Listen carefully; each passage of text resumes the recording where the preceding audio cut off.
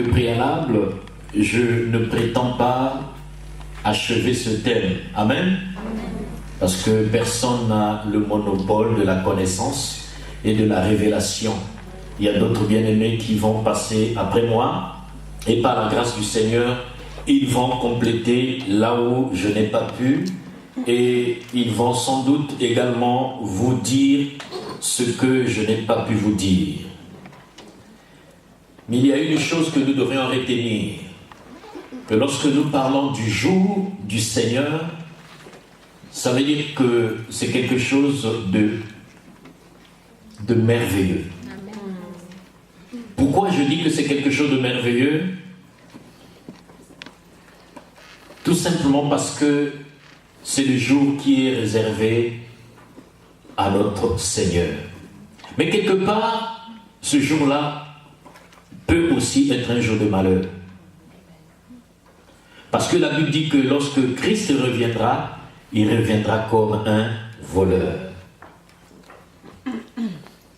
Et celui qui sera dans le sommeil aura du mal justement à suivre le Seigneur. Et c'est pour cela que le thème que nous allons aborder ce soir, cette nuit, est un thème très important. Pourquoi est-ce qu'on parle du jour du Seigneur? Si la Bible nous parle du jour du Seigneur, c'est parce que quelque part il y a un autre jour. Et lorsque nous parlons du jour, ne prenons pas le jour comme étant un jour qui a 24 heures. Nous allons le comprendre plus tard. Lorsqu'on parle du jour du Seigneur, c'est une période. Alléluia. C'est une période. Et cette période-là, elle viendra. Et elle viendra certainement. Mais avant que cette période ne vienne, nous sommes en train de vivre un autre jour. Nous sommes en train de vivre une autre période. Et l'âge actuel que nous vivons, c'est ce qu'on appelle le jour de l'homme. Nous sommes en train de vivre le jour de l'homme. Nous sommes en train de vivre une période pendant laquelle l'homme veut prendre la place de Dieu. Nous sommes en train de vivre une période au cours de laquelle l'homme oublie Dieu. Si vous regardez dans tous les domaines de la vie quotidienne, l'homme a tendance à enlever Dieu.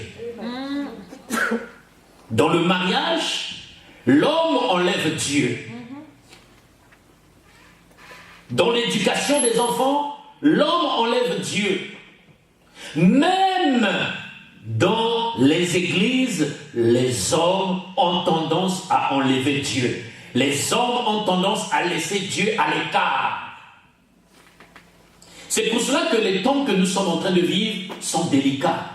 Ce sont des moments difficiles, douloureux. Ceux qui ont les yeux spirituels pour voir, ils se rendent bien compte qu'il y a quelque chose qui ne va pas. Et cette période, c'est le jour de l'homme. L'homme met Dieu à l'écart. Vous allez voir des gens qui vont se marier, ils n'associent pas Dieu dans leur mariage.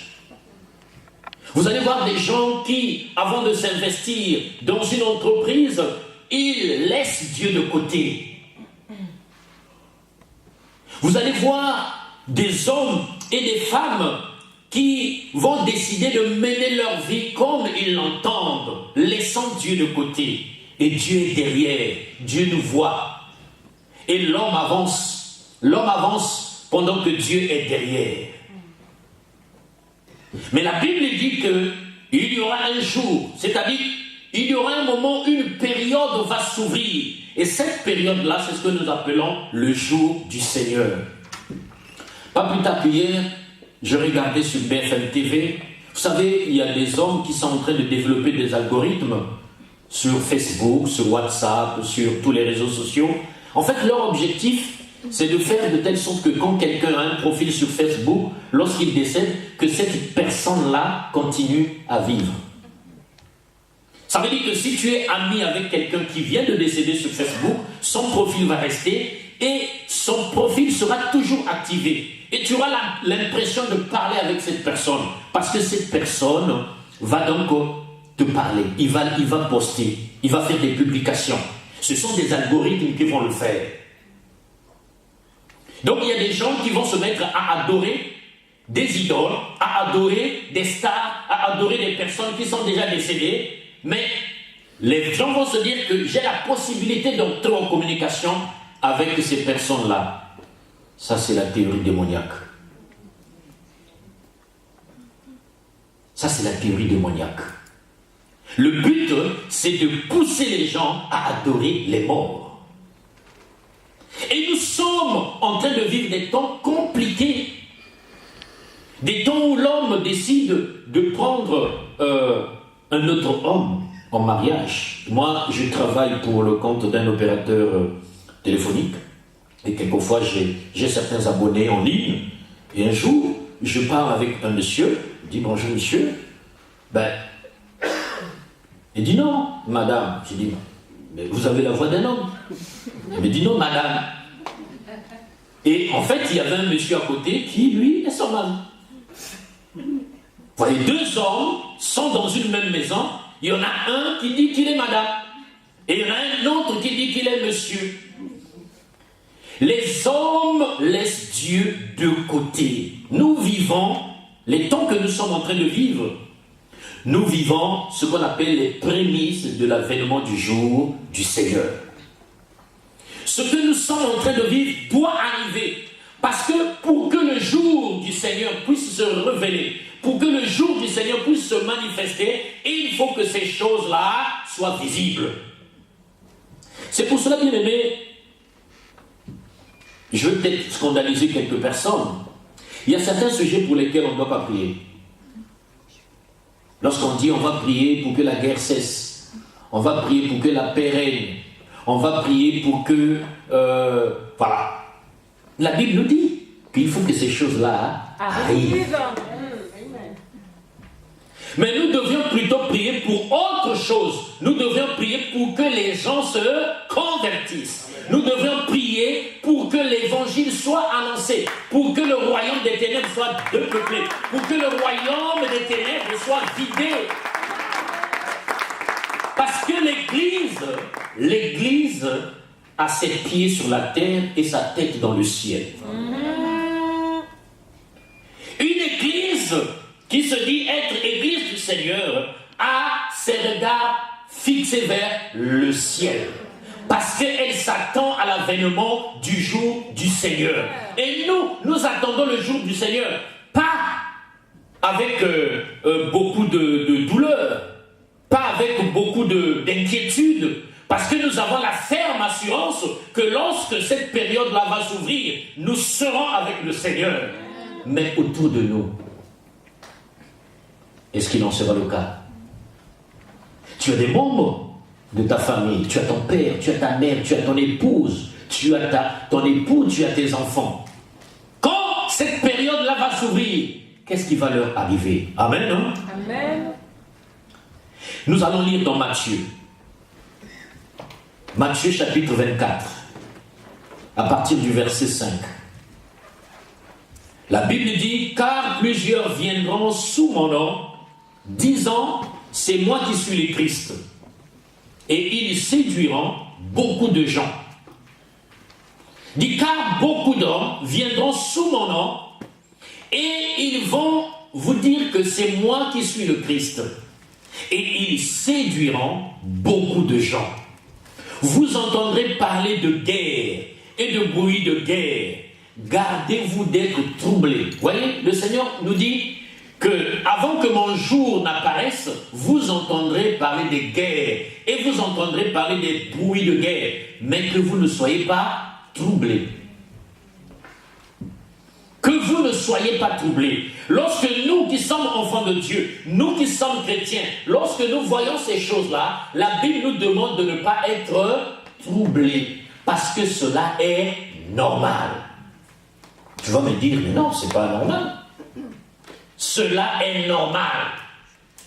Et c'est pour cela que vous allez voir dans certains pays, il y a des gens qui font des chaînes de prière, qui mettent le nom d'un pays et ils associent au nom d'un pays Jésus-Christ. Ça n'a rien à voir avec le Seigneur. Quand la Bible dit que Dieu va sauver les nations, il ne s'agit pas des nations en tant qu'entité. Parce que toi, tu es une nation. Amen. Quand la Bible dit que voici, vous ferez de toutes les nations mes disciples, on ne parle pas des nations en tant que la France, on ne parle pas de la nation en tant que l'Inde, on ne parle pas de la nation en tant que la Chine, on parle des hommes et des femmes. Parce que tu es une nation. N'est-ce pas Abraham est une nation?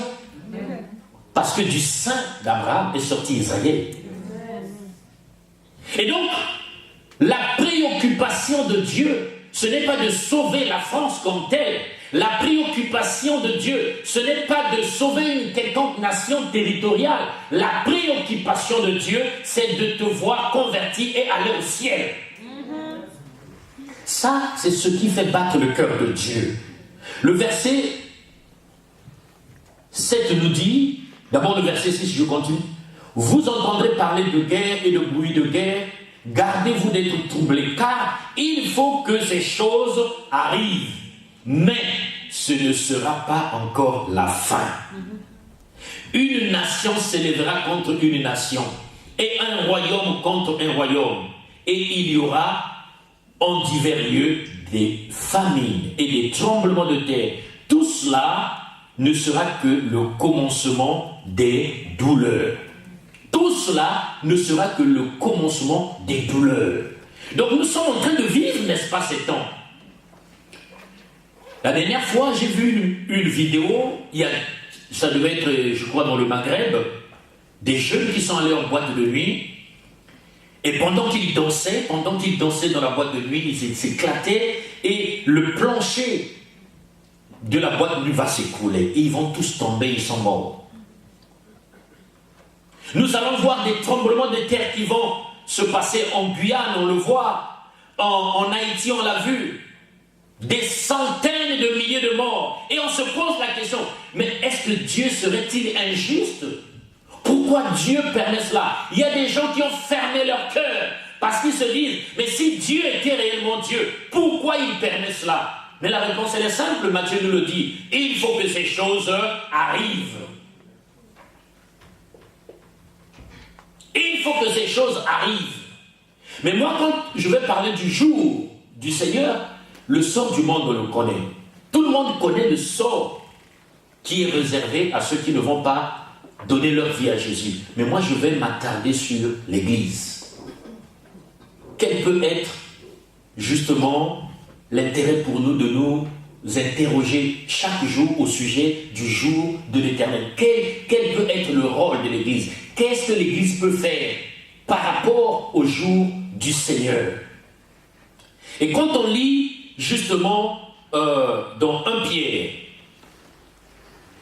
chapitre 2, verset 11, l'apôtre Pierre nous dit, bien-aimés, je vous encourage en tant que résidents temporaires et étrangers sur la terre, à vous abstenir des désirs de votre nature propre qui font la guerre à l'âme. Voilà ce que l'apôtre Pierre nous recommande. D'abord, il nous considère comme étant des résidents temporaires. Donc, ceux qui vont passer leur temps à prier pour qu'il y ait la paix sur la terre, en fait, ils se considèrent comme étant des résidents permanents. Mais bien aimé, j'ai une mauvaise nouvelle à t'annoncer. Tu n'es qu'un résident temporaire sur la terre. Tu n'es pas un résident permanent. Ça veut dire qu'un jour viendra où tu laisseras cette terre. Ce jour-là viendra.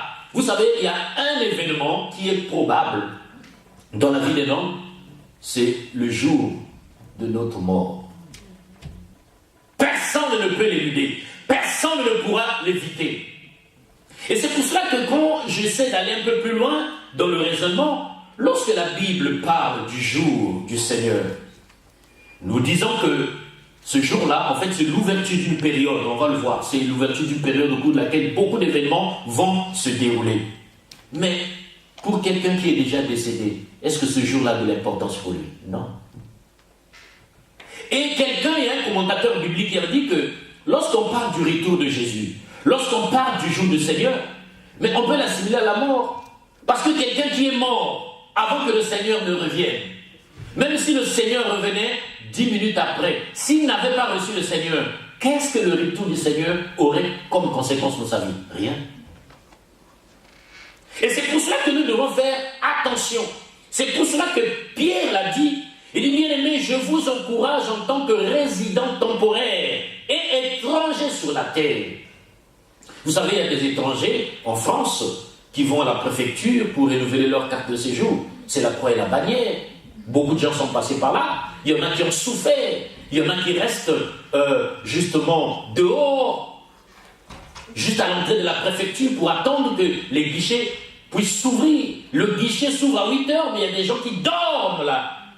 Parce que les gens veulent rester en France. Alléluia. Hein? Mais vous avez des gens qui s'accrochent également au monde, pensant qu'ils vont rester éternellement sur la terre. Vous allez voir des gens qui vont penser qu'ils vont rester éternellement jeunes. Ils vont hésiter, ils vont refuser de grandir dans leur tête parce qu'ils veulent rester jeunes. Mais bien aimé, la vieillesse arrivera. Un jour, la mort arrivera et nous quitterons cette terre. Alléluia. Amen. Mais il y a quelque chose qui est très important que Pierre nous a dit. Il dit, je vous encourage à vous abstenir des désirs de votre nature propre qui font la guerre à l'âme. Bien aimé, s'il y a un problème actuellement au niveau de l'Église, c'est le problème du désir. Il y en a qui disent que, oui, mais il y a un passage qui dit dans les psaumes que fait de l'Éternel tes délices et il te donnera ce que ton cœur désire. Mais bien aimé, la véritable version, ce n'est pas celle-là. La véritable version veut dire, fais de l'Éternel tes délices, il te donnera ce dont tu as besoin.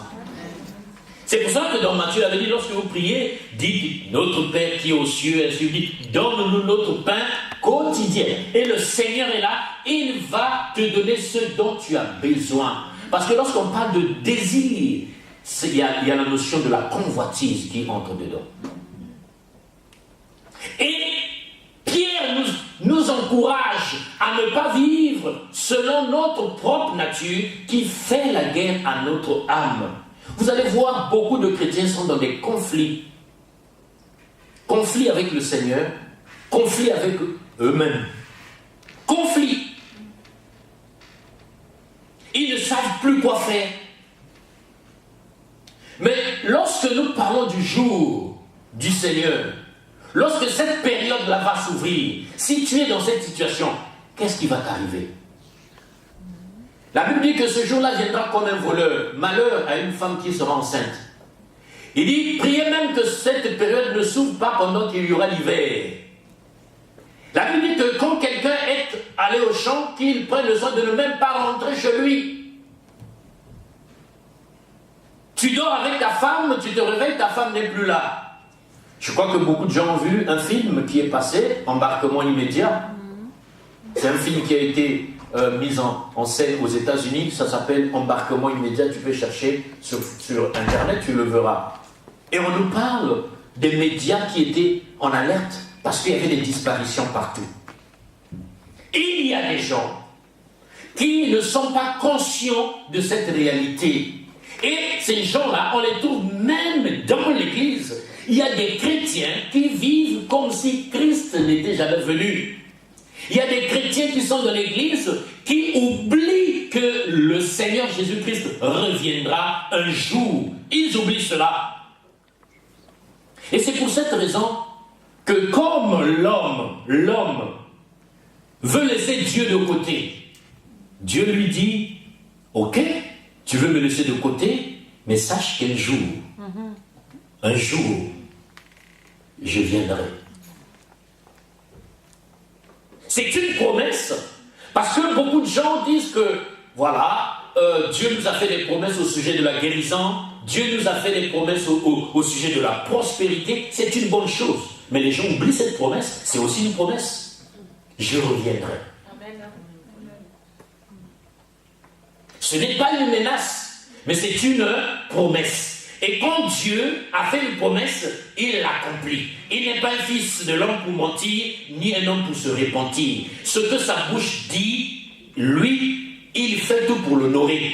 Et il a promis qu'il reviendra, que ce jour-là se manifestera, et cela va se faire, bien-aimé, que tu le veuilles ou pas, cela va se manifester, cela va se révéler. C'est pour cela que l'Église doit être en alerte. L'Église doit se réveiller, le pasteur l'a dit, l'Église doit se réveiller. Lorsqu'on parle de l'Église, je ne parle pas de ce bâtiment, je parle de toi, je parle de moi. C'est à nous de nous réveiller, bien-aimés. De nous réveiller, parce que ce jour-là viendra. La Bible nous dit dans Romains 1, verset 18, « La colère de Dieu se révèle du ciel contre toute impiété. » La colère de Dieu. Nous sommes, comme je vous l'ai dit en introduction, dans un temps où l'homme laisse Dieu de côté. Et comme l'homme veut que Dieu soit de côté, Dieu nous laisse. Dieu nous abandonne. Tu veux mener ta vie comme tu le veux. Toi, tu as un seul cœur, mais tu veux aimer 10 femmes à la fois. Mais Dieu va te laisser faire. Tu as un seul cœur, et tu le divises en 10, mais tu vas souffrir. Alléluia, hein? Est-ce que tu m'as compris? Amen. Tu as un seul cœur, mais tu le donnes à 10 personnes. Tu vas souffrir. Tu laisses Dieu de côté. Tu laisses Dieu loin de toi. Tu dis, Seigneur, toi tu restes dans ton coin. Moi je mène ma vie comme je l'entends. Et la Bible dit dans Romains que la colère de Dieu se révèle du ciel contre toute impiété. Vous allez voir, bien-aimés, que nous sommes en train de vivre des moments où les gens vivent dans l'impiété. L'impiété prend de l'ampleur. Regardez sur Facebook. Regardez sur Facebook. Mais vous allez vous dire, mais on est dans quel monde?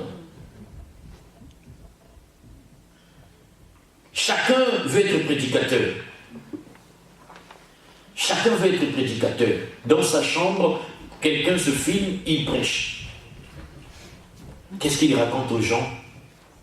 Il conduit les gens à la dérive.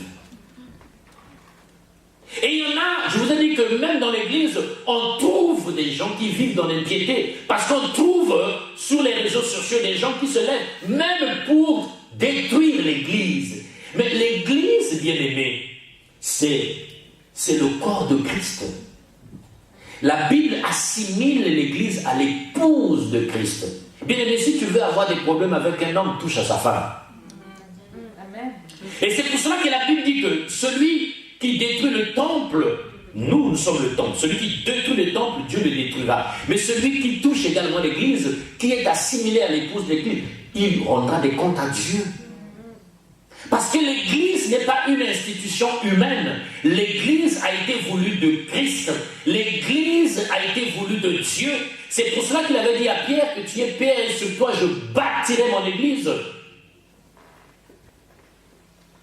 Pourquoi Dieu a placé l'église sur la terre? C'est pour que nous puissions nous préparer pour ce jour.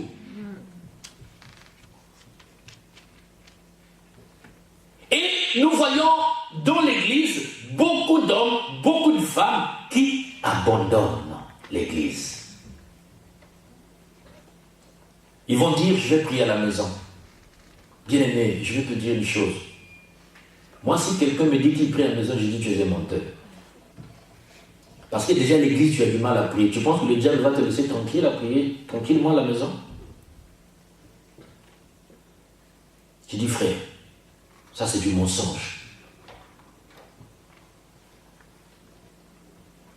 La colère de Dieu se lève contre toute impiété et toute injustice des hommes qui retiennent injustement la vérité captive. Verset 19. Car ce qu'on peut connaître de Dieu est manifeste pour eux. Dieu le leur ayant fait connaître. En effet, les perfections invisibles de Dieu, sa puissance éternelle et sa divinité se voient comme à l'œil.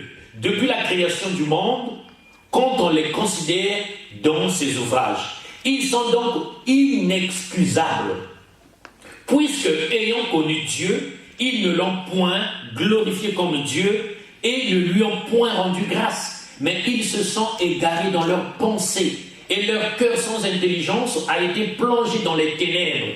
se vantant être sages, ils sont devenus fous.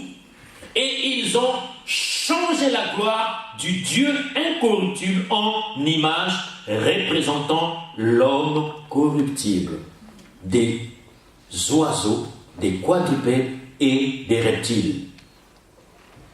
Nous le voyons dans l'église. Quelqu'un va se prêcher. Quand il prêche, il a toujours une canne. Et tout au sommet de sa canne, c'est la tête d'un serpent. Et c'est ça, c'est ce que la Bible est en train de nous révéler. Quelqu'un est en train de prêcher, il prêche, il y a un serpent, il y a un cobra. Il tient le cobra. Et les gens ne sont pas scandalisés. Les gens ne sont même pas étonnés de voir ces choses. Ils sont là, les gens applaudissent, les gens acclament. Mais bien aimé, vous savez qu'il y a aussi certains démons qui se manifestent dans l'acclamation. Vous savez, il n'y a rien de particulier qui est dit on acclame. Vous acclamez pourquoi? Et quelqu'un, il est là avec un serpent. Quand il prie pour les gens, il met le serpent sur toi et tu tombes. Et les gens accourent.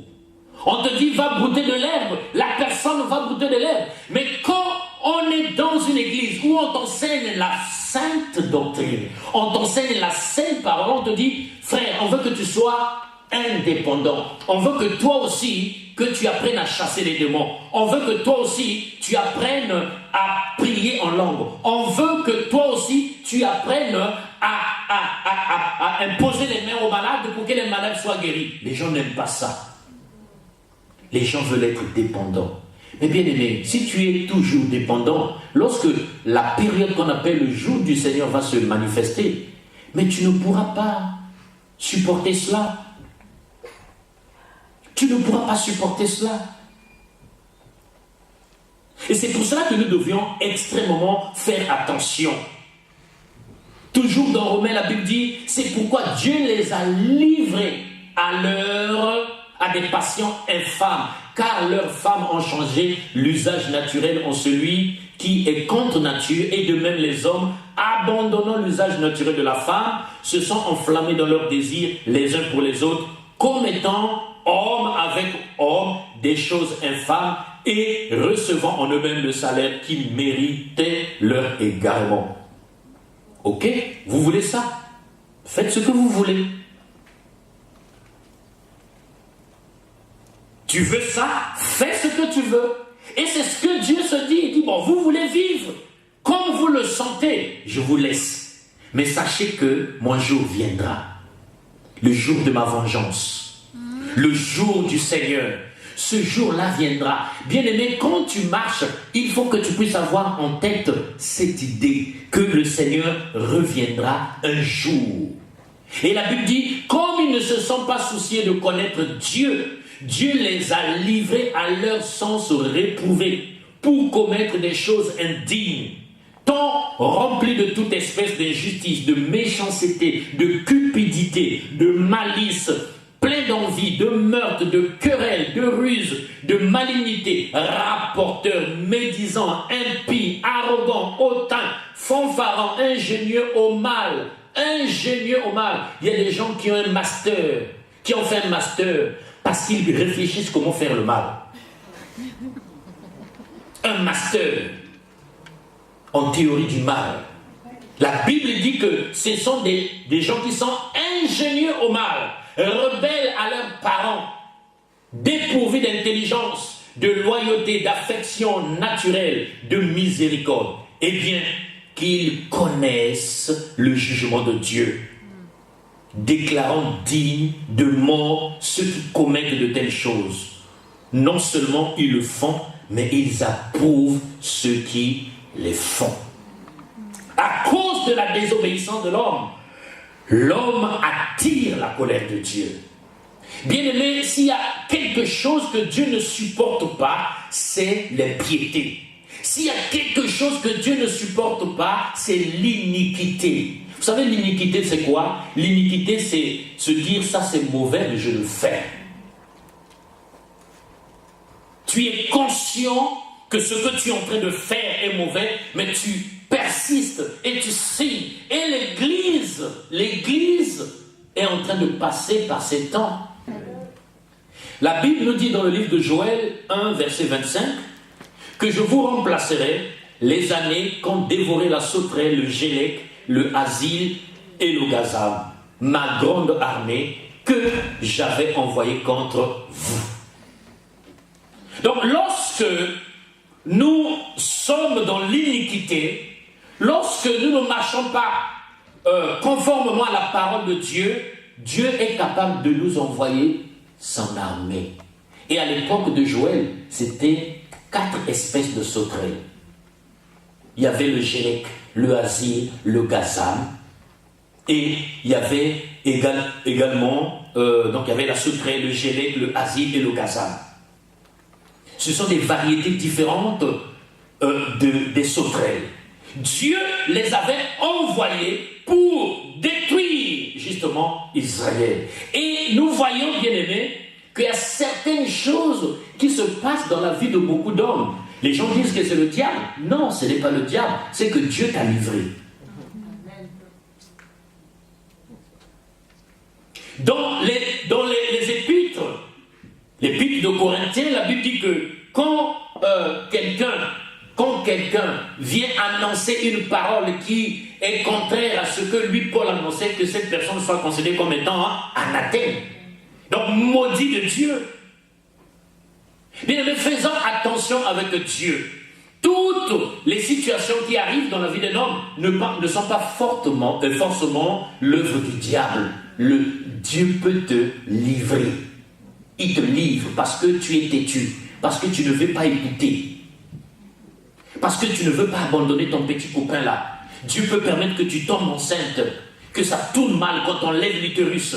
Et un jour tu es marié, tu es dans la douleur, et le pasteur va souffrir, il va jeûner tous les jours, mais tu n'as plus d'utérus. Bien aimé, si tu n'as plus d'utérus, ça ce n'est que la souveraineté de Dieu. Amen. Parce que c'est Dieu qui a placé l'utérus dans le corps de la femme pour que l'utérus porte un bébé. Si on te l'enlève, à ce moment-là, c'est un miracle qu'il faut. Alléluia. Et le miracle ne dépend pas de l'homme, le miracle dépend de Dieu. Et Dieu peut dire, je ne le fais pas. Vous savez, à l'époque de Jephthé, il y a des gens qui avaient refusé d'adorer Dieu, ils sont allés adorer des idoles. Et quand ça s'est mal passé, ils sont revenus vers Dieu pour dire, est-ce que tu peux nous sauver? Dieu a dit, non, je ne vous sauverai pas. Repartez vers les dieux que vous adorez. Prêche. Aujourd'hui, bien aimés, il y a beaucoup de gens qui vont être surpris, je dis bien surpris. En Afrique, il y a un témoignage, il y a un couple, des jeunes, tout beau, voilà, ils étaient dans le copinage et ils vont aller faire leurs affaires quelque part. Et la fille était chrétienne.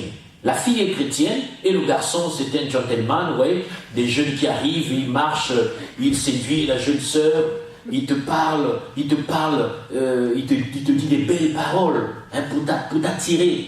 Il te fait croire que tu es la plus belle du monde. Il te fait croire que tu es plus belle que la lumière qui éclaire, je sais pas, le soleil ou qui éclaire la mer. Et il te dit des choses. Et la fille tombe dans le panneau. Et ils vont jusqu'au bout de leur acte. Et quelque chose va se passer. Le garçon va dire à la sœur, il dit, bon, supposons que le Seigneur revienne maintenant là.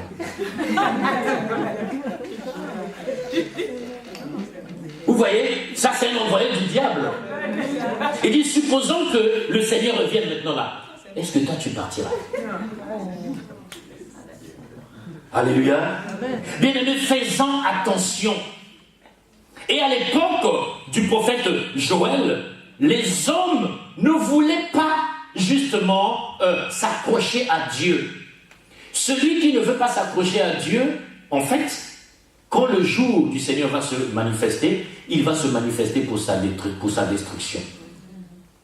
Mais pour celui qui est sûr, qui a reçu Jésus dans sa vie, celui qui marche dans la crainte de Dieu, celui qui demeure dans la présence de Dieu, il ne peut pas avoir peur de cette période-là qui va s'ouvrir.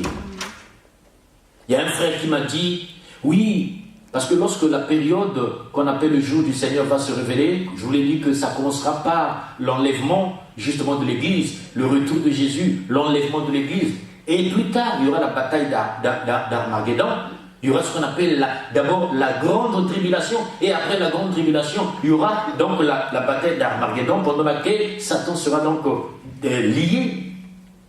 Et on nous parle éventuellement de 144 000 personnes qui pourraient être sauvées, qui seraient sauvées. Et le frère me dit, oui, mais bon, on nous dit qu'il y aura quand même des rachetés qui vont laver leur robe. Moi, il n'y a pas de problème, même si je ne suis pas enlevé, mais pendant cette période-là, je crois que je pourrais me convertir. J'ai dit, frère, si tu penses comme ça veut dire que tu vas déjà en enfer. Alléluia, hein? Si tu réfléchis comme ça, c'est que tu vas déjà en enfer. Et je vous ai parlé de la sauterelle, du gazam, du gélec et du asile. Pourquoi est-ce que je vous ai parlé de ces choses? Je vous ai dit que je parlerai du jour du Seigneur par rapport à l'Église. Et nous voyons les fléaux qui sont en train de se produire dans l'Église, justement pour distraire les chrétiens, pour qu'ils ne soient pas concentrés par rapport à l'avènement du Christ. Et ça, malheureusement, l'Église est dans la distraction. L'Église est dans la distraction. Oublions que le Seigneur reviendra. Et je veux bien qu'on parle de bénédiction. Moi, j'en veux. Je veux bien qu'on parle de mariage. Je veux bien qu'on parle de richesse. C'est une bonne chose. Si on n'a pas l'argent, on ne peut pas payer les instruments pasteurs. Si on n'a pas l'argent, on ne peut pas payer cette salle-là. On ne peut pas. On en a besoin. Mais ça ne doit pas être la priorité du chrétien. C'est pour cela que Christ avait dit, recherche premièrement le royaume et la justice de Dieu, et tout le reste sera donné par-dessus. Et nous voyons que à cause du péché, la destruction est arrivée. Mais cette destruction-là, pourquoi est-ce qu'elle est là?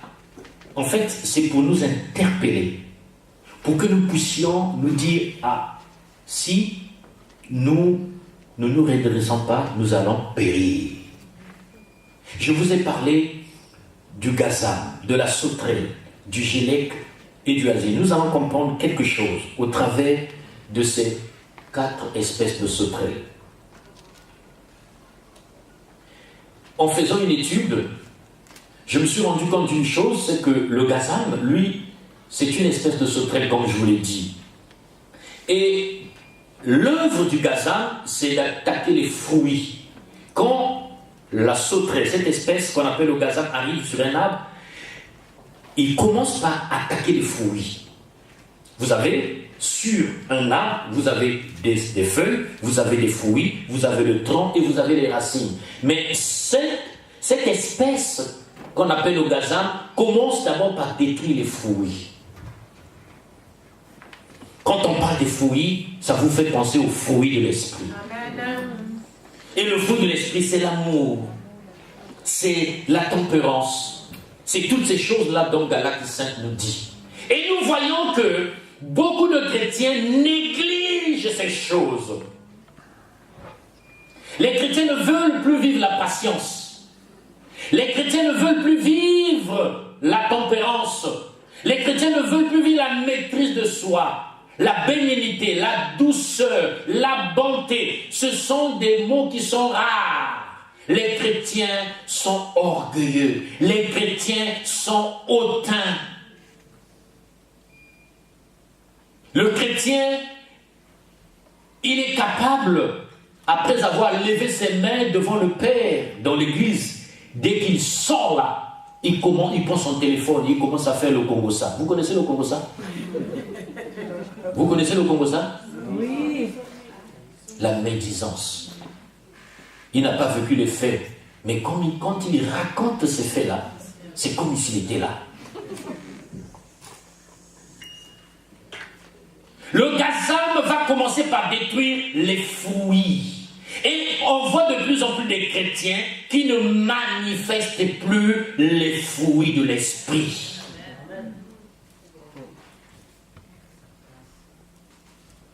Les chrétiens sont chauds. Tu vas voir une jeune sœur, tu lui dis, ma sœur, ce frère est venu te proposer en mariage. Dit, ma sœur, prie d'abord. Non, non, pasteur, tu sais, moi je commence à devenir vieille fille, il faut que je me marie, tu vois, il faut que. Plus de patience. Mais la personne hypothèque sa destinée pour quelque chose de précaire, pour quelque chose d'éphémère. Bien aimé, je vais vous parler un peu de manière que vous allez voir quelqu'un qui va aller commettre l'impudicité. Tout de suite après cette acte-là, la personne se dit, mais pourquoi j'ai fait ça? Il y a la honte. Personne ne l'a vu, hein. Lui-même il a honte. Tellement que le Saint-Esprit est en train justement de l'acculer. Et le diable l'accuse. À l'église, on avait un frère. Il y a un cantique qu'on chantait à l'église. Nous levons nos mains vers toi. Et quand lui, il a levé les mains, le diable lui parle à l'oreille. Dis toi aussi, les mains que tu lèves là, est-ce qu'elles sont pures? Est-ce qu'elles sont pures? Et le frère, pendant que les autres étaient dans l'adoration, tout d'un coup, les frères, il a baissé ses mains, il est devenu triste. Pourquoi? Parce qu'il y a une réclamation qui est là. Amen. Les chrétiens ont abandonné les fruits de l'esprit parce qu'il y a une sauterelle qui est passée par là. La Bible dit que dans les derniers temps, l'amour d'un grand nombre de personnes se refroidira. Nous sommes en train de vivre ces choses-là. Mais c'est normal. Toutes ces choses-là se passent pour que nous puissions prendre conscience, bien-aimés, que le jour du Seigneur est proche. Quand on commence à voir ces choses-là se manifester, même dans l'église, où, voyez, au cours d'un culte, il y a des pasteurs qui se battent parce que l'autre n'a pas pu avoir les offrandes. Quand on commence à voir ces choses-là, nous devons nous poser la question, est-ce que cela est normal? Non, cela n'est pas normal. Mais dans un sens, cela est normal parce qu'il faut que ces choses arrivent. Alléluia. Et nous voyons que l'œuvre de ce Gazam, il vient pour attrister le Saint-Esprit. Éphésiens 4, 30 dit, n'attristez pas le Saint-Esprit que Dieu a scellé vous pour le jour de la rédemption. Vous savez, le Saint-Esprit est dans notre vie comme un sceau. Si tu n'as pas cette marque-là du Saint-Esprit, tu as quelle marque? La marque de la bête. Et c'est pour cela que lorsque j'aime bien cette image qu'on voit sur Internet où on a mis en place une porte et pour aller au ciel et la personne arrive, reste devant la porte et il y a comme un scanner, il y a quelque chose qui passe, qui te scanne. Si c'est bon, tu passes. Si c'est pas bon, la porte ne s'ouvre pas. Mais c'est la marque du Saint-Esprit. La Bible dit que c'est le Saint-Esprit qui atteste à notre esprit que nous sommes enfants de Dieu. Vous savez, il y a même des gens qui doutent de leur filiation avec Dieu. Parce que le Saint-Esprit n'arrive pas à attester à leur esprit qu'ils sont enfants de Dieu. Pourquoi? Parce que le Saint-Esprit est attristé. Le feu du Saint-Esprit s'éteint. Nous voyons des chrétiens qui dorment, la désobéissance, l'orgueil spirituel, l'abandon de l'ardeur de la vie de prière nous manquent. Ces choses-là se manifestent pourquoi? Parce qu'un jour le Seigneur reviendra. Nous devrions nous réveiller, bien-aimés. Nous devions nous réveiller. C'est bien d'attendre que le Seigneur revienne. Mais est-ce que tu pourras être de ceux qui seront enlevés? Le but, c'est celui-là. La vie de prière, l'ardeur baisse. Et le chrétien tombe dans un sommeil spirituel. Le péché devient quelque chose de banal. Le péché devient quelque chose de banal. Le Saint-Esprit est attristé, ne se manifeste plus. Et la présence de Dieu devient rare. Les miracles que nous raconte la Bible, on ne les vit plus. Pourquoi? Parce que le péché est là. Le péché est là. Bien aimé, si nous vivons, c'est par pure grâce. Parce que ce qui s'est passé à l'époque d'Anania et Saphira pourrait se produire dans les églises. Et qu'est-ce qu'on dirait des pasteurs? Oh, il a commencé à vendre les gens. Non, le Saint-Esprit, il est libre, il fait ce qu'il veut. Amen. Le sommeil spirituel. Et la sauterelle, elle va s'attaquer au feu. Le gazam s'attaque aux fruits. Donc après que le gazam soit passé, les fruits, le Saint-Esprit est éteint, maintenant on commence à te dépouiller de tout ce que tu as. Les feuilles, ce qui fait ta beauté. Amen. Alléluia. Parce que ce qui fait la beauté d'un arbre, ce sont les feuilles, n'est-ce pas? Et là, c'est la destruction de la vie de prière. Quand il n'y a plus de feuilles, l'arbre devient sec. Il n'y a plus de vie de prière. Et quand il n'y a plus de vie de prière, il n'y a plus de respiration. Vous savez, l'arbre respire par les feuilles. Parce que lorsqu'il y a l'échange entre le gaz carbonique et l'oxygène, ça se passe au niveau des feuilles. C'est ce qu'on appelle la photosynthèse. Et quand il n'y a plus de feuilles, tu ne respires plus. Tu ne respires plus. Et c'est pour cela que nous voyons des gens qui ont du mal justement à vivre une vie chrétienne épanouie. Une vie chrétienne épanouie ne peut pas la vivre. Pourquoi? Parce qu'il n'y a plus de feuilles dans leur vie. Mais s'il n'y a plus de feuilles dans ta vie, ta marche dans le Seigneur va s'arrêter un jour. Et quand le jour du Seigneur va se manifester, mais tu seras déjà mis à l'écart. Alléluia. Le génète, lui, il va s'attaquer aux branches. Il va s'attaquer aux bourgeons. Les petits fruits qui étaient en toi, qui commençaient un peu à fleurir, ils vont tous tomber. Les branches vont commencer à tomber. Et quand les branches se détachent de l'arbre, cela augure quelque chose de mauvais. Il n'y a plus de feuilles, il n'y a plus de fruits, il n'y a plus de branches. Qu'est-ce qui va se passer? C'est la destruction, justement, de tes œuvres. Et vous allez voir des chrétiens qui ne peuvent plus faire des bonnes œuvres. Il y a des chrétiens qui ont un cœur dur. Un frère vient le voir pour dire, frère, j'ai faim. Il dit, oh, va, Rabashiko Yaba, je prie pour toi. Un frère qui a dit, oh, donne-lui 10 euros et ça va résoudre son problème. Il y a des choses il y a certains sujets de prière qu'on ne résout pas par la prière. Amen. Hein? Le pasteur va dire, bon, écoutez, il faut qu'on paye la salle. On va dire, frère, pasteur, on va prier. Non, là, il ne s'agit pas de prier. Là, il s'agit de mettre la main dans la poche et de donner. Alléluia. Il faut donner.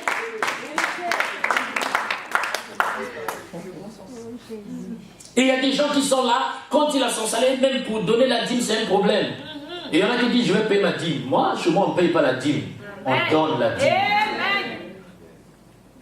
Et les gens du mal, ils regardent son argent et disent, waouh, tout ça, je vais donner. Il y a un frère qui était dans des problèmes. Il dit, pasteur, est-ce que vous pouvez prier pour moi? On prie pour la personne. La personne avait un problème avec son employeur au prud'homme. Les gens priaient, ont jeûné, l'intercession s'est levée. Il a gagné le procès au prud'homme. D'abord, il a dit, pasteur, priez pour moi. Lorsque je gagnerai mon procès au prud'homme, je donnerai ma dîme. Ah, le pasteur était content. Ah oui, une dîme. On prie. Et le frère gagne le procès. Il gagne le procès. Bon, qu'est-ce qui va se passer? On lui tend un chèque de 20 000 euros. Le frère, il divise par 10. 20 000 euros divisé par 10, ça fait 2 000 euros. Il dit, waouh, donc je vais donner tout ça. Il commence à se poser des questions. Un dimanche, le frère n'est pas venu à l'église. 2 dimanches, le frère n'est pas venu à l'église. Pendant un mois, le frère ne venait pas. Un jour, on le rencontre dans la rue. Il était dans une belle voiture. Il dit, oh, pasteur. Il baisse les vitres. Il y avait Kofi Olomide dès qu'il jouait là. Il dit, frère, moi je viendrai. Bien aimé, ces choses-là doivent arriver pour nous, hein. interpeller. Pour nous interpeller. Parce que si cela ne nous interpelle pas, vous savez, quelqu'un a dit que j'aime bien aller dans la maison du deuil. Je dis, mais pourquoi tu aimes aller dans la maison du deuil? Il dit, mais c'est là-bas qu'on est conscient. Parce que lorsque tu vas dans la maison du deuil, tu vois la personne avec qui tu as discuté hier, tu vois là, la personne est là, devant toi, morte. Et c'est là, c'est là où tout le monde est conscient. Quand tu vas dans la maison du deuil, tu peux dire aux gens de faire n'importe quoi, ils vont le faire. Parce qu'ils ont peur. Alléluia. Hein? Ils ont peur. Mais allez dans une maison de fête. Vous allez voir, il y a des gens qui vont danser nus. Surtout avec Facebook, là, les gens sont en train de manger, ils se filment. Ils mangent, ils se filment. Je suis chez McDo.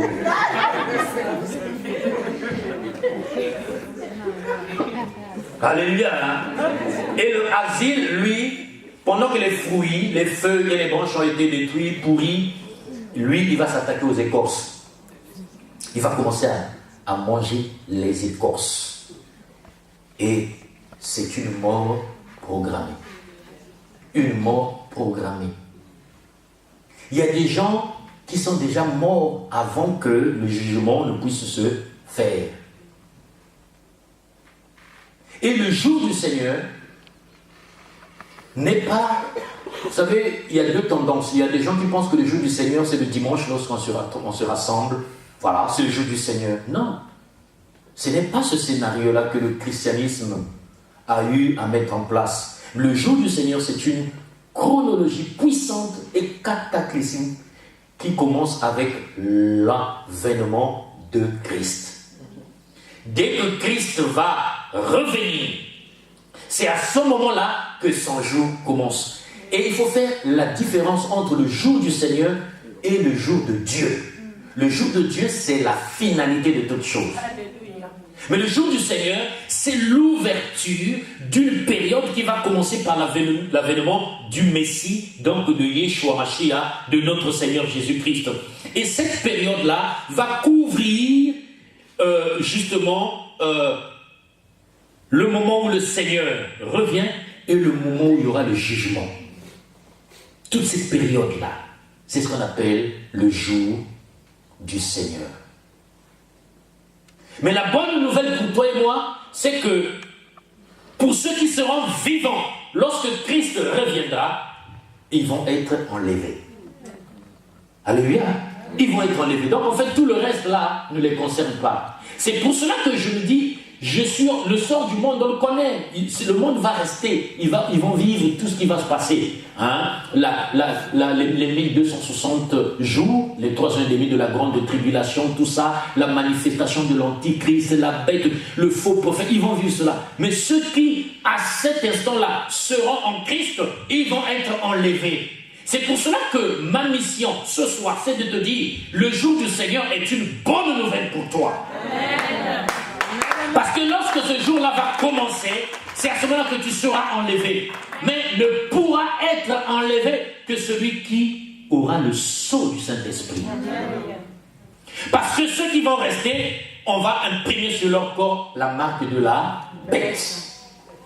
Et le jour du Seigneur, c'est le début de l'intervention de Dieu dans les affaires humaines. Le jour du Seigneur, c'est le temps de la justice et du jugement du Seigneur. C'est le temps de la justice. C'est le temps du jugement. Et lorsqu'on lit dans la Bible, on voit bien que l'apôtre Pierre, il nous montre que le jour du Seigneur couvre la période, comme je le dis, qui commence de l'avènement du Messie jusqu'au jugement et la destruction de la terre par le feu et l'établissement de la cité de Dieu. Ce qu'on appelle la Nouvelle Jérusalem céleste. Et donc, lorsqu'on lit ces écritures-là, cela doit nous pousser justement à être éveillés. Parce que quand cela va se produire comme si quelqu'un venait dans votre maison à votre insu, pendant que vous êtes en train de dormir. Vous savez, En Afrique, il y a des voleurs qui sont des spécialistes, qui mettent des produits pour endormir les gens. Et là, ils peuvent entrer facilement. Et dans certains pays, chez moi au Congo, en général, lorsqu'il pleut vers 2h, 3h du matin, pendant que les gens sont dans le sommeil profond. Vous savez, en France, lorsqu'il pleut, on ne sent pas la pluie. Mais en Afrique, lorsqu'il pleut, on aime bien. Parce qu'on a les tôles. Quand la pluie tombe sur les tôles, ça fait... Et ça te berce. Et les voleurs en profitent pendant ce temps-là pour s'infiltrer dans les maisons. Et c'est ce qui se passe. C'est ce qui se passe, bien-aimés. Les belles choses de la vie, la douceur de la vie, les belles mélodies de certains musiciens. Il y en a lorsqu'ils sont en train d'écouter ces musiques-là, ils sont déjà partis dans un autre monde. Mais tu ouvres la porte aux démons. Tu ouvres la porte aux démons. Vous savez, pour ceux qui sont du Congo, il y a un orchestre au Congo démocratique qu'on appelle Zaïko Langalanga. Hein? Vous avez connu ça? Et quand je vois beaucoup de gens, quand je vais dans les marais, je vois comment les gens se déchaînent, mais les gens ne comprennent pas ce qui se passe. Les gens ne comprennent pas, ils ne savent pas qu'il y a s'ils ont des yeux spirituels pour voir, ils vont voir ce qui va se passer. Vous savez, à l'époque, ils avaient une chanson. Quand ils chantaient, ils disaient Inchusuko Kele, et bah démon, bah là ok. Vous n'avez jamais fait attention à ça? Hein? Vous n'avez jamais fait attention à ça? Et quand ils commencent à dire Inchusuko Kele, donc le corps se réveille et les démons se déchaînent. Et là, les gens commencent à se déchaîner sur la piste. Mais les gens ne savent pas qu'ils sont manipulés par les esprits impurs. Ils sont manipulés par les esprits impurs. Et c'est pour cela que, bien aimé, lorsque à l'église on dit que cette musique-là n'est pas bonne, on ne te torture pas. Il y en a qui prennent ça pour une torture. C'est pas une torture. Lorsqu'on te dit, le petit copain là, il faut que tu l'abandonnes, abandonne-le, débarrasse-toi de lui. Débarrasse-toi, lâche-le. Les gens pensent qu'on les torture. Mais on ne te torture pas, on te veut du bien.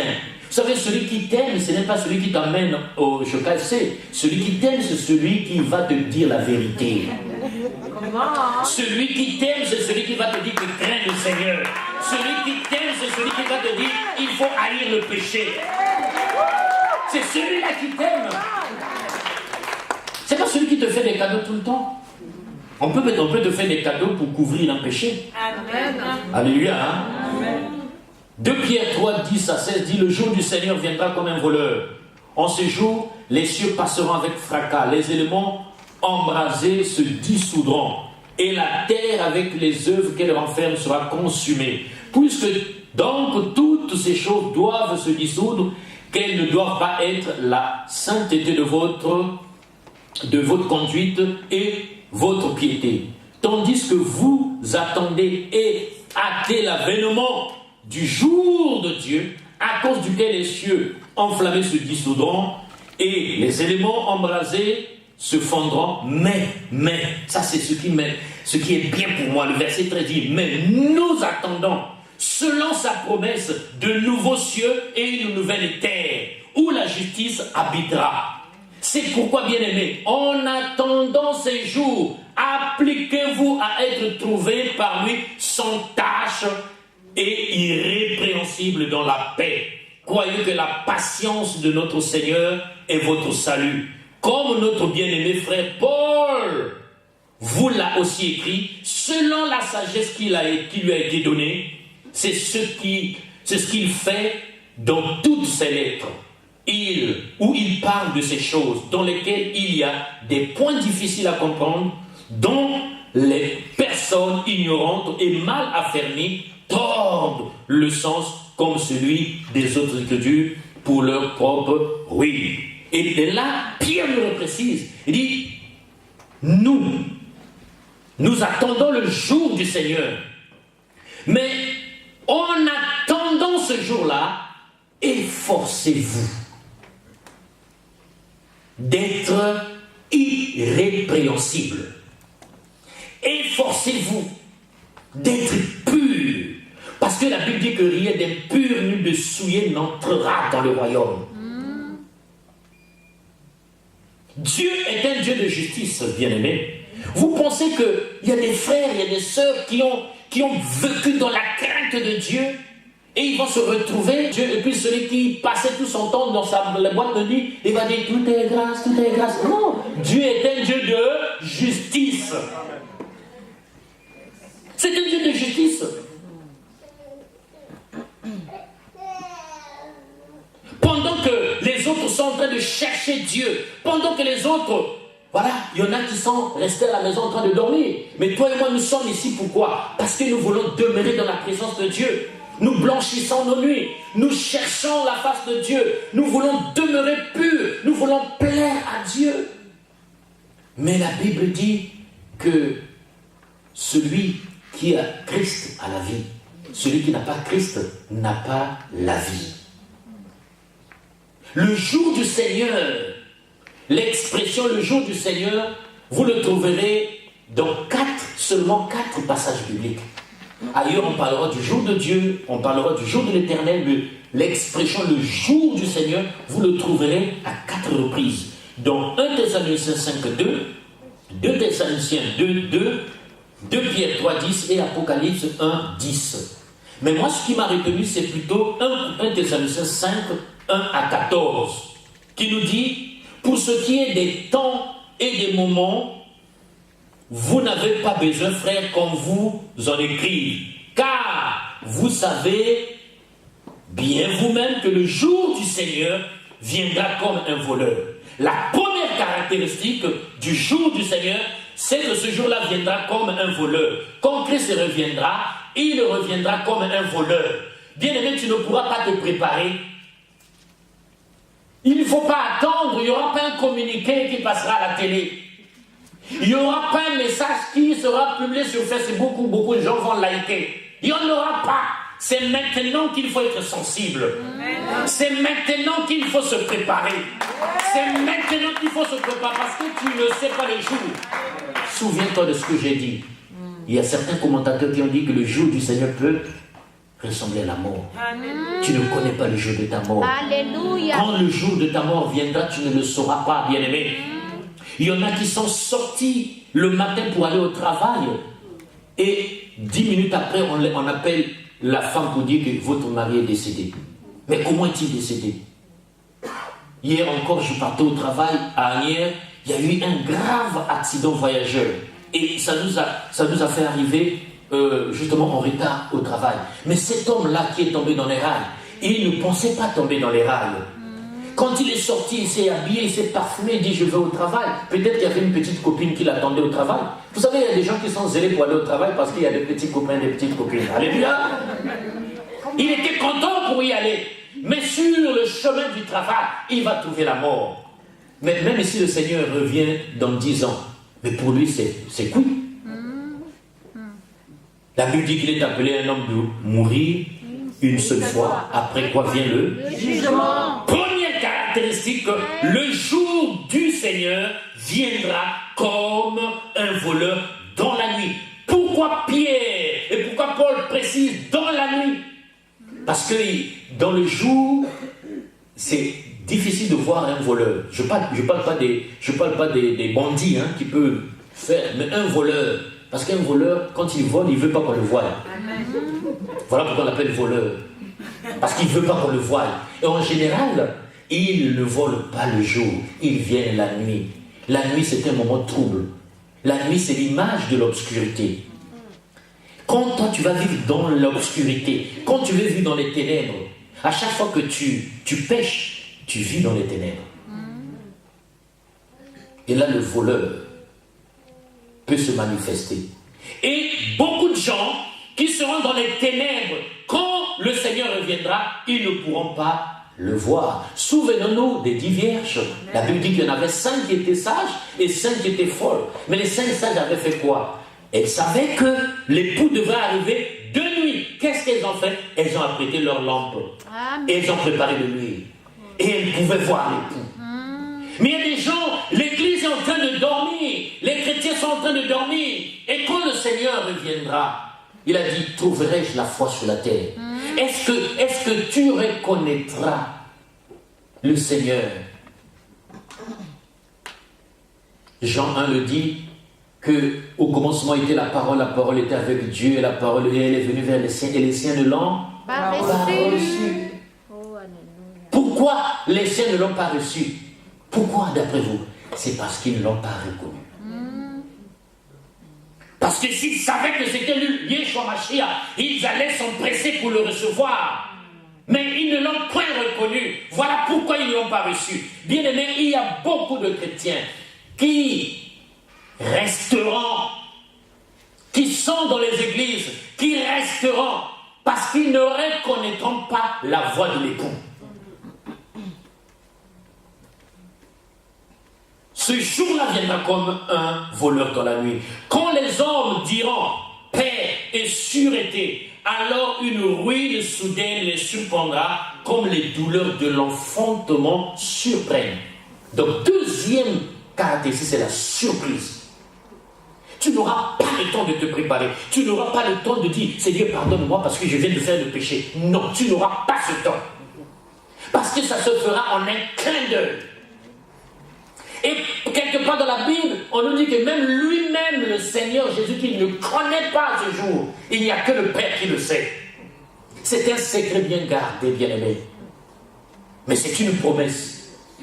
Il faut s'attacher à cette promesse-là. C'est pour cela qu'il faut être prêt. Il peut se passer quelque chose juste après la nuit de prière. Mais il faut que tu sois prêt. Il faut que tu sois prêt. Et comme les douleurs de l'enfantement surprennent la femme qui est enceinte, vous savez, nous sommes comme une femme enceinte. Nous attendons l'accouchement. Mais quand l'accouchement arrive, il y a des femmes qui ont accouché dans la rue. Parce qu'elles n'ont pas prévu cela. Mais il y a des femmes qui ont été sages, qui ont suivi les conseils de leurs sages femmes.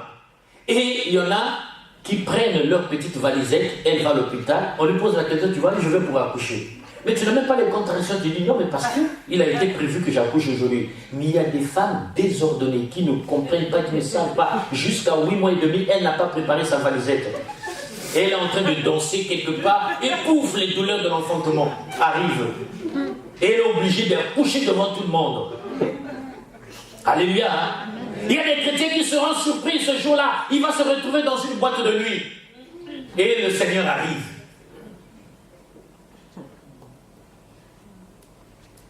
Le Seigneur arrive. Il y a des gens, il est aussi en France, il est marié. En Afrique aussi, il est marié.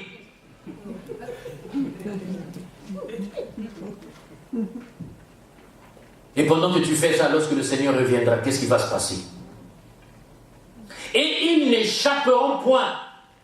La troisième caractéristique, c'est que personne ne peut s'échapper. Bien aimé, personne ne peut s'échapper. Vous savez, j'aime bien la pensée de David qui disait « Où fuirai-je loin de Dieu ?» Où fuirai-je loin de Dieu? Il a des yeux partout. Il est omniscient, omnipotent, omniprésent. Il voit tout, il sait tout. Pendant que tu es en train de mentir, il sait que tu mens.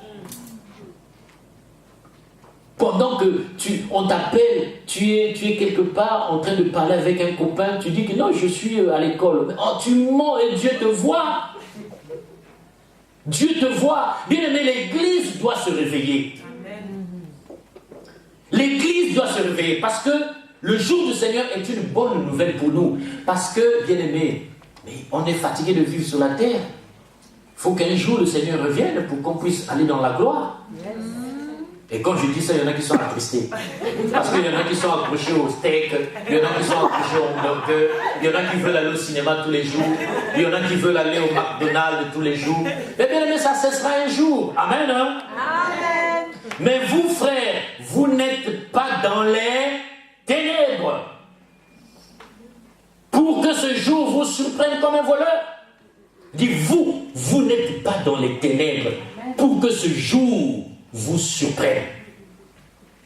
Donc, ce que nous sommes en train de faire, là, c'est pour te dire, ne demeure pas dans les ténèbres, pour ne pas que tu sois surpris ce jour-là.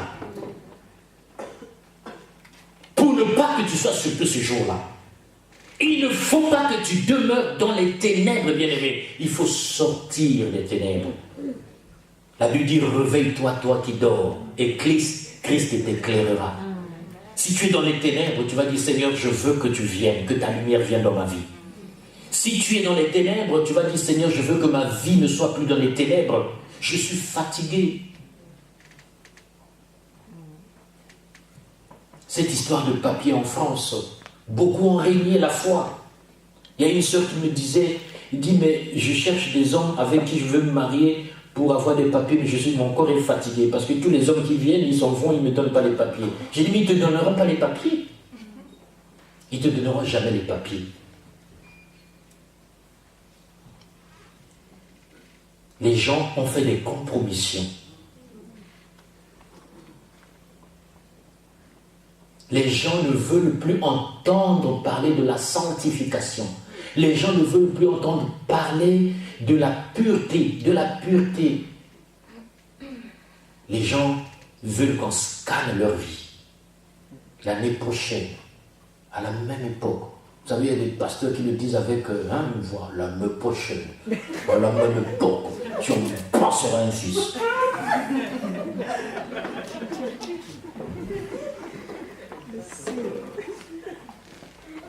Mais nous avons besoin également que le Saint-Esprit puisse se manifester dans nos vies, dans nos églises, pour que les œuvres des ténèbres soient mises à nu. Amen. Pas pour condamner les gens, mais pour que les gens se disciplinent. Amen. Pour que les gens comprennent que leur survie, leur vie en dépend. Moi, je connais un homme de Dieu. C'est un homme de Dieu qui avait vraiment un esprit prophétique. Il était capable de te voir, il dit, tu sens l'odeur, ma soeur, tu sens l'odeur de l'impudicité. Et là, la sœur commence à dire, mais comment tu l'as su, pasteur? Oui, mais le Saint-Esprit le dit. Il dit à une sœur, ma soeur, là tu es en train de sortir, mais tu vas à ton rendez-vous là. Je suis en train de te voir, là tu vas à ton rendez-vous avec ton copain là. Tu vas mourir là-bas. Mais pasteur, comment tu le sais? Le Saint-Esprit là, il parle. Nous avons besoin de craindre Dieu. Nous avons besoin d'aimer Dieu. Vous savez, lorsque tu commences à craindre Dieu, c'est à ce moment que ton amour pour lui augmente. Yes. La crainte de Dieu est le commencement de la sagesse. Amen. Crains Dieu, mon frère, et tu entreras au ciel. Il y en a qui me disent, oui, je suis sauvé par grâce. Mais celui qui est sauvé par la grâce produira les œuvres de la justice. Amen. Si tu me dis que tu es sauvé et que tu ne produis pas les œuvres de la justice, les œuvres ne sauvent pas. Mais obligatoirement, je dis bien obligatoirement, celui qui est sauvé produira les œuvres de la justice. Si tu n'arrives pas à produire les œuvres de la justice, c'est qu'il y a un problème. Et c'est pour cela que l'Église doit être sensibilisée. Parce que Paul, l'apôtre le dit, il dit que ce jour-là viendra avec fracas. Ce jour-là viendra avec fracas. Ça veut dire qu'il y aura un scandale. Ça va causer des scandales. Ça va causer des scandales. Bien, mais quand la Bible dit fracas, ça veut dire que ça va causer des scandales. Il y a des gens qu'on pensait qu'ils étaient sauvés. C'est ce jour-là qu'on va se rendre. Waouh! Celui-là, donc il reste. C'est ce jour-là qu'on saura la vérité. C'est pour cela, bien-aimé, qu'il faut s'accrocher à Dieu pour ne pas rester. Quand vous lisez dans Apocalypse, on vous parle des manifestations de la grande tribulation. On dit que les gens chercheront la mort, mais la mort ne sera pas là. Les gens, c'est le seul moment où les gens auront envie de mourir pendant la grande tribulation. Je veux mourir. Ça veut dire qu'on te coupe les pieds, les mains, la tête. On prend ta tête, on va la mettre à Melun. On prend les pieds, on met à Crème. Et par attraction, la tête, les membres, tout revient en place. Tu dois vivre. Il faut que tu vives les 3 ans et demi de la grande tribulation. Alléluia. Et il faut que nous comprenions ces choses, bien-aimées. Ce qui vient après l'enlèvement, je n'ai pas envie de vous le dire. Vous Vous savez pourquoi? Parce que je veux que tu ne vives pas ça. Donc c'est pas, pour moi, ce n'est pas intéressant. Ce qui est intéressant pour moi, c'est l'enlèvement. Je veux que tu sois enlevé. Je veux que tu sois pris avec le Seigneur. Pour que tu ailles assister aux noces de l'agneau. Est-ce que tu ne voudras pas, quand Christ sera avec son épouse, que tu prennes la robe de l'épouse, que tu sois fille d'honneur, que tu sois garçon d'honneur, parce que tu auras assisté aux noces de l'agneau? Bien-aimé, il n'y a pas de plus beau événement que ça. Bien-aimé, ça c'est merveilleux. Pour terminer, je vais vous raconter une histoire. Et après on va prier. C'est l'histoire d'une dame, je l'appelle dame, par respect. En fait, c'est la femelle de l'aigle. Donc je l'appelle dame, par respect. Et elle avait deux petits aiglons. Vous savez, l'aigle a l'habitude d'habiter dans les hauteurs, perché là-bas sur les sommets. Et elle a formé son nid avec deux petits. Et qu'est-ce qui va se passer? Et elle allait justement chercher à manger. Quand elle rentre, elle donne à manger à ses petits. Les petits étaient contents. Les petits étaient contents. C'est maman qui allait prendre à manger. Ils étaient là, chouchoutés dans un nid douillet. Ils étaient contents au chaud. C'est maman qui se donne la peine. C'est comme le pasteur. Le pasteur, il se donne la peine. Il prie, il jeûne. Bien-aimé. Le ministère, moi j'ai vu des pasteurs pleurer. Hein, les pasteurs que vous voyez là, quelquefois ils pleurent. Ils pleurent chez eux à la maison. Ils pleurent devant Dieu. Ils jeûnent, ils prient, ils se soucient de l'œuvre de Dieu, ils se soucient des âmes. Parce que Dieu leur a donné ce mandat, Dieu leur a donné ce fardeau. Et ils parlent. Ils venaient donner à manger. Comme le pasteur est là, en train de surveiller, le pasteur t'appelle tous les jours. Ma soeur, pourquoi tu n'es pas venue à l'église? Le jour du Seigneur va arriver. Ah non, vous savez, non, ben, il a neigé aujourd'hui. Bon, il a plu. Bon, vous savez. Ah bon, frère? Il a parlé des musulmans. Quand il pleuve, qu'il neige, qu'il vente, ils sont là. Amen. Et quand ils font le ramadan, dans les pays où il n'y a que eux, les commerçants, les gens sont affamés pendant qu'ils sont en prière. Amen. Et l'aigle donnait à manger, les enfants étaient là en train de manger. Et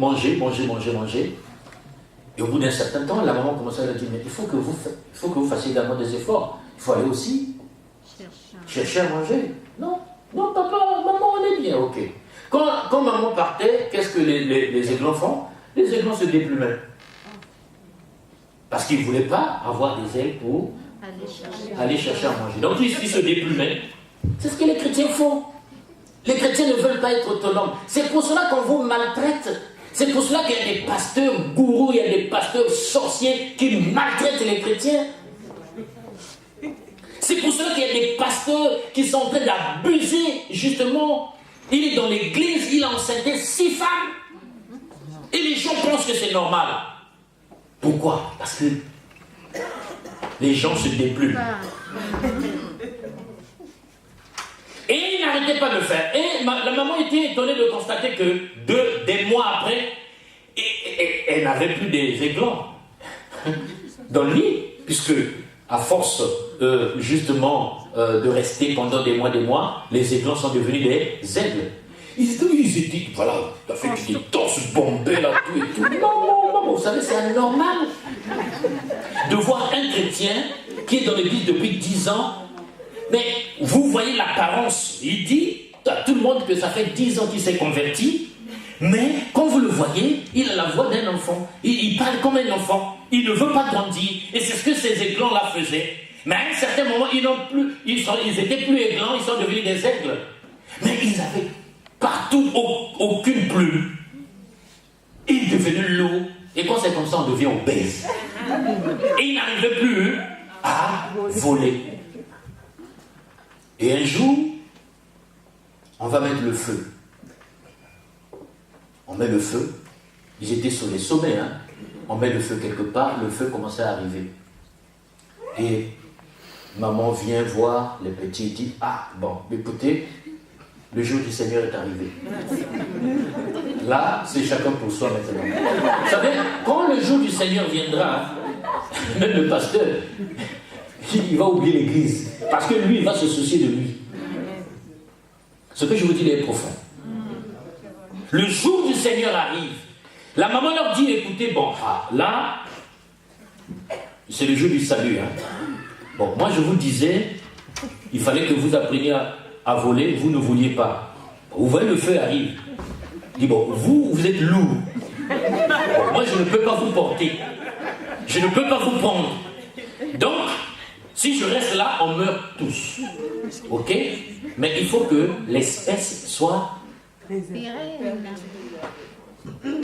Il faut que l'espèce soit... C'est pourquoi vous allez voir qu'il y a des frères à qui on parle des frères. Tu veux qu'on te laisse? On va ailleurs. On va aller prendre d'autres personnes qui ont besoin, qui ont un cœur disposé. On te laisse. Tu veux rester dans cet état, on te laisse. Mais c'est avec douleur que cette maman l'a fait. Parce qu'elle s'est dit, si je meurs avec vous, l'espèce s'arrête.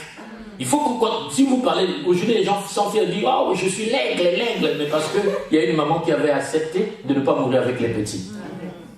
Et les enfants, comme on dit, mais maman, tu nous laisses. Je dis, mais non, vous n'êtes plus des enfants. Vous n'êtes même plus adolescents, vous êtes des adultes. Mais vous vous êtes fait déplumer et vous n'arrivez plus à pouvoir vous envoler. Mais je ne peux pas. Je ne peux pas. Il y aura un moment où, bien aimé, ce que tu fais là va s'arrêter. Mais la Bible dit que mieux vaut la fin d'une chose que son commencement. Même si tu as commencé dans le péché, termine dans l'esprit. Il est grand temps. Et comme ces deux enfants-là, ces deux aigles, ben, ils ont péri. Pas parce qu'on ne les aimait pas, parce qu'on ne pouvait plus rien faire pour eux. Vous savez, les chrétiens, à un certain moment, on les recommande à Dieu. Dis, Seigneur, je suis fatigué. Voilà, toi-même, tu t'en occupes. Frère, si les pasteurs se disent ça de toi, c'est qu'il y a un problème. Amen. Parce que pour que tu entendes la voix de Dieu, ça va être compliqué. Si tu n'entends pas le pasteur, penses-tu être capable d'entendre la voix de Dieu? La Bible dit que Dieu parle tantôt d'une manière, tantôt d'une autre. Mais quelquefois, tu ne comprends pas. Même Samuel ne comprenait pas la voix de Dieu. Il fallait Élie pour lui révéler que Dieu l'appelait.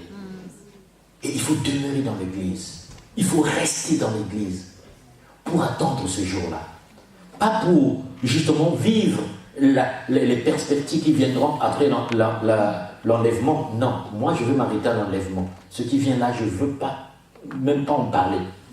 C'est pour ça Paul disait que il se passe au milieu de vous un péché, le péché à un niveau un peu...